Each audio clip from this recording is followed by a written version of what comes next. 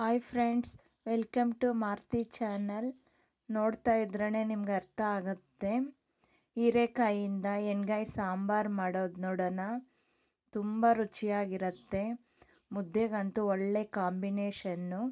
ಮಿಕ್ಸಿಯಲ್ಲಿ ಅರ್ಧ ಹೋಳು ಕೊಬ್ಬರಿ ತೊಗೊಂಡಿದ್ದೀನಿ.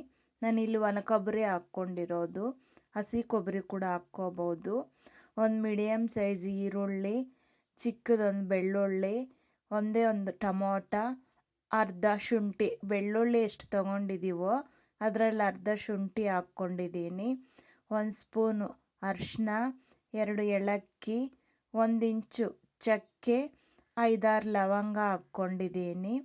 1 ಸ್ಪೂನ್ ಧನಿಯಾ ಪುಡಿ, 1 ಸ್ಪೂನ್ ಖಾರದ ಪುಡಿ, ಕಡಲೆ ಬೀಜ.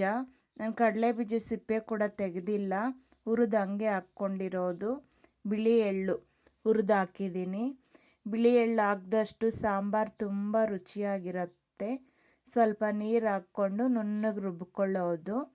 ನೋಡಿ, ಹೀರೆಕಾಯಿ ಮೇಲೆ ಸಿಪ್ಪೆ ತೆಗೆದು ನಾವು ಬದನೆಕಾಯಿ ಕಟ್ ಮಾಡ್ದಂಗೆ ಕಟ್ ಮಾಡಿ ನೀರಲ್ಲಿ ಹಾಕ್ಕೊಂಡಿದ್ದೀನಿ. ಇವಾಗ ರುಬ್ಬಿರೋ ಮಸಾಲೆಯನ್ನು ಹೀರೆಕಾಯಲ್ಲಿ ಫಿಲ್ ಮಾಡ್ತಾ ಇರೋದು.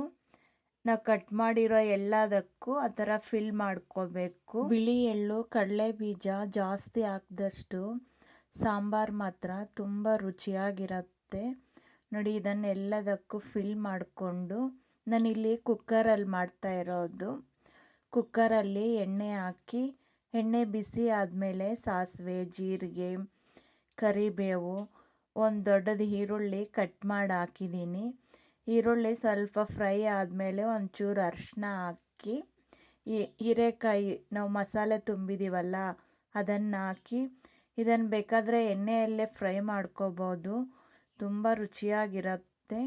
ಇದನ್ನೆಲ್ಲ ಕುಕ್ಕರಲ್ಲಿಟ್ಟು ನಾವು ರುಬ್ಬಿರೋ ಮಸಾಲೆ ಕೂಡ ಹಾಕಿ ನಮಗೆ ಬೇಕಾಗಿರೋ ಅದಕ್ಕೆ ನೀರು ಹಾಕ್ಕೋಬೇಕು.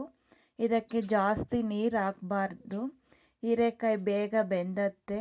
ನಾನಿಲ್ಲಿ ಎಳೆದೇ ತಗೊಂಡಿದ್ದೀನಿ ಹೀರೆಕಾಯಿ. ಹೀರೆಕಾಯಿ ಬಳತಿದ್ರೆ ಸಾಂಬಾರು ಚೆನ್ನಾಗಿರಲ್ಲ, ಎಳೆದಿದ್ರೇ ಚೆನ್ನಾಗಿರೋದು.